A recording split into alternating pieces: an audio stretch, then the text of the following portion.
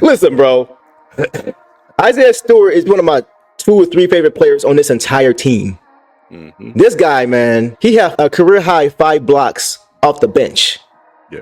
So you just look at how efficient he is off the bench. And listen, man, I've been one of the biggest Jalen Duren supporters, period. And he had a better game tonight than he's had previously, but that's not really saying much considering how poorly he's played the last few games. But he did look better. Let's start with JD. So tonight he had, let me just take a look at the stats real quick. Tonight JD had 7 points, 4 boards, 1 assist, 1 block, 3 turnovers in 25 minutes. So how many fouls? How many fouls? Good question. Let me see how many fouls JD had. He only had 3 fouls. So that's not terrible. That's not terrible. But 7 points and 4 boards, bro. Last game he had 5 points and 9 boards against Musa Diabate. Musa Diabetes, he had 5 rebounds and 9 points. So tonight, I was expecting more offensive. To give him credit, to his credit, he was more aggressive offensively. He was trying, like he was taking it to the hoop a few times, but he wasn't playing against anybody. Who's a starter over there? Goga Badatsi. I don't even know who that is. So I'm really getting concerned about Jalen Duren offensively and defensively. It seemed like every time he would come into the game, he would shut their water off. And every time he come out the game, they would just go right back to what they were doing before he was in the game. It's getting concerning, bro. Like, I'm a huge JD guy. I've always been since he came here. But it's starting to get very, very concerning because I think his fundamentals, his IQ is starting to get exposed a little bit. That's just my thought, because we know his raw ability is there, right? The raw ability is there, but it's raw. And when you're playing in a defensive system with a defensive scheme where fundamentals and positioning and things like that mean so much, it starts to show his face. Let me just say this before I even start talking. Talk about it. I feel like I truly do believe that Duren has potential to be a really special guy. Yep. But what good is the ceiling if you're not willing to get on the ladder? Right. You know what I'm saying? So, and hi Pistons fans, by the way, for the ones that told me that he would be worlds better than Andre Drummond. Not the case. It's still early, but off the early results, to your credit, you did say that. You did say that. At this stage of Drummond's career, it's night and day. Right. I agree. The effort should not be wavering this early in the career. That's the concern for me. I got you. There's no way you got 7 and 4 tonight with 3 fouls. That's why I asked you how many fouls he had. Right. It's not like he was in foul trouble. True. Oh no. You know what I'm saying? And it's part of what I was talking about over the summer, where I said I wanted to see him work on not only conditioning, but something down in the post. Yeah. You know what I'm saying? Because you can't just be an alley-oop guy in this league no more. Teams, again, the NBA is back to its regular form. Right. Teams have bigs to throw at you. You cannot just throw pick and roll alley-oops no more and just expect that to be the hallmark of your scoring. Mm-hmm. You know, and it doesn't work that way. You have to be able to move without the ball, cutting some lanes. You got to be able to get around down there. Yeah. It's just tough for him to score right now. It really is. And, you know, it's sad, bro. It really is. It's sad because Isaiah Stewart is coming off the bench making you look bad. Man. You know, his effort and his motor off the... Isaiah he's turning into the player that I was high on when we drafted him. Exactly. The Ben Wallace type guy with some offense. You know what I'm saying? This guy can stretch the floor, obviously, still very well. Mm-hmm. And at the same time, when it comes to effort on offensive rebound and tipping the ball in, working in the post, that's just what he's doing right now. Yeah. He should be starting. He should be starting. I was going to ask you about that, if you thought he should be starting. At this juncture, I have a hard time saying no. And that's just going off of the early returns. And it's been consistent, bro, like game over game over game. It's kind of like, okay, do you remember when Dre first got here? You remember, I know you remember. And he wasn't starting, right? Every time he come into the game, you felt his impact to a point where not even midway through the season, you had to start him because the team was just better with him on the floor. Yeah. That's kind of how I'm feeling about Stu, because Stu is just so much more fundamentally sound. In my opinion, he could be an all-NBA defensive player. And that's insane considering his height and his lack of top-shelf athleticism. But his IQ, his defensive positioning, his timing, the way he hedges on oop passes where he hedges like he's going to jump after the guard and then he hedges and then he falls back. His timing, if you watch it, even on his jump, like he understands who he is.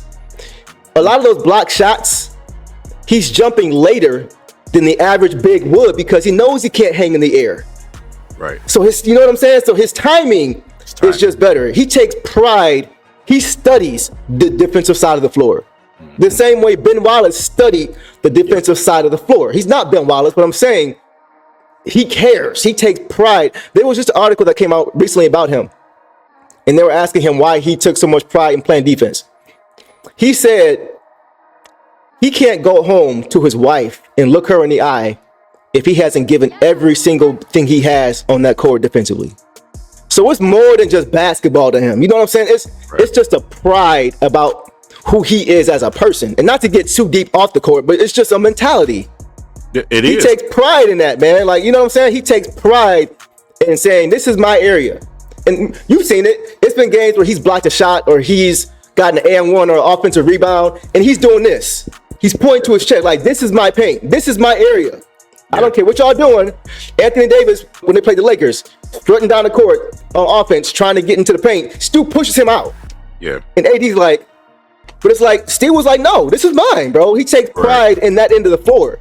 And it doesn't seem to me like JD has that same level of pride. And as a result, the IQ isn't there because he doesn't seem to have the same level of interest and dedication in wanting to be that defensive force. And that's what's irritating because he has everything else. Right. You know what I mean? So that's the frustrating part for me with JD, bro. I wouldn't shy away. I wouldn't shy away from bringing the outside to the conversation because that plays a huge part. Yeah.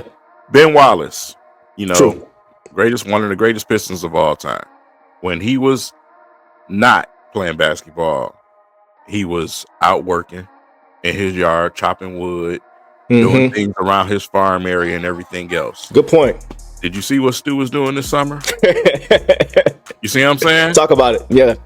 Stu was out there. He just bought a new house. He was out there getting his land right. Yep. Chopping wood, doing everything else. It's mentality. Mm-hmm. Not only that, Stu, just the bloodline from his father, the hard work. You know what I'm saying? Yeah, that's for sure. What it is. You know what I'm saying? So it plays a huge part. Duran is more like a millennial type of mindset. Good point, bro. Well said. Where he wants it all given to him. Bro, you got to put that work in. Yeah. Simple and plain. You got to put that work in. You know what I'm saying? You shouldn't have time to be doing certain things over the summer that I've seen. I'm not going to name it, but I've seen some things. Your ass need to be in the gym. If you want to be a star in this league, you want to be an all-star, you want to be a champion in this league, work. Yep. Simple and plain. Stu should be starting. It's kind of hard to say that he shouldn't be. He should be starting. He's playing every time he hits the floor. He's playing well. He's contributing. He's helping the team. He's contributing to the team winning basketball games out there. He's not just out there to be out there. That's why it's so important that we want to see guys like Asar, because now Asar comes in with a new heart.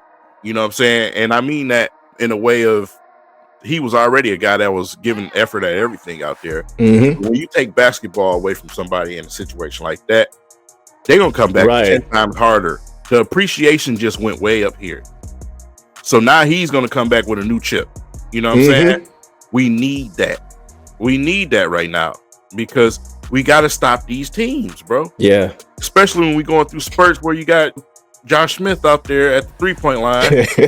We need that. We got to be able to stop these teams, bro. So that's just what it is. I mean, I love JD. I'm not trying to crack against him. Nah, man, we just call it like we see it, bro. Yeah, it is what it is, bro.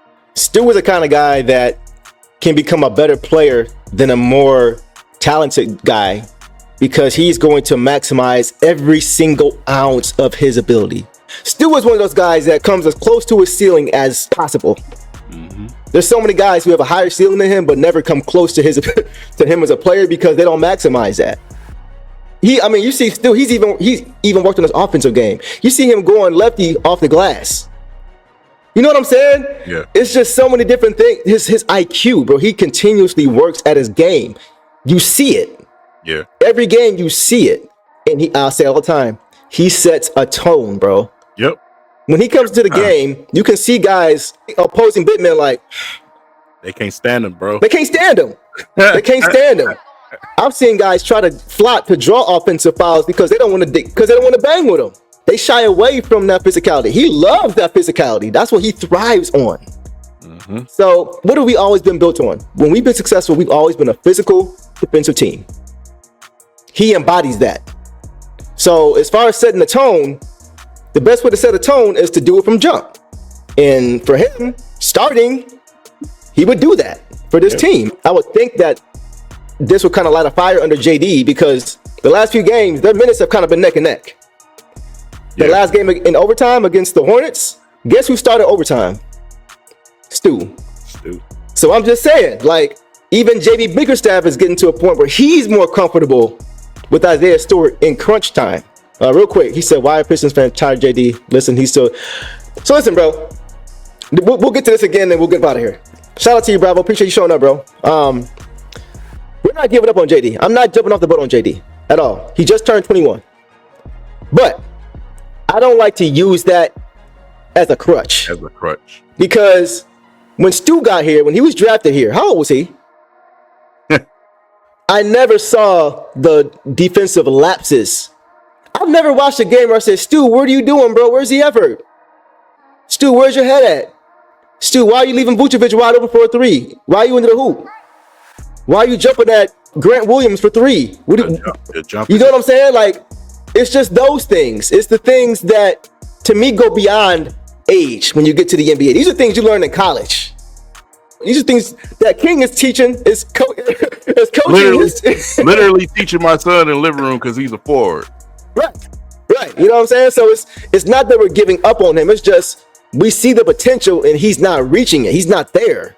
And once again, I think he may have gotten a little bit too comfortable.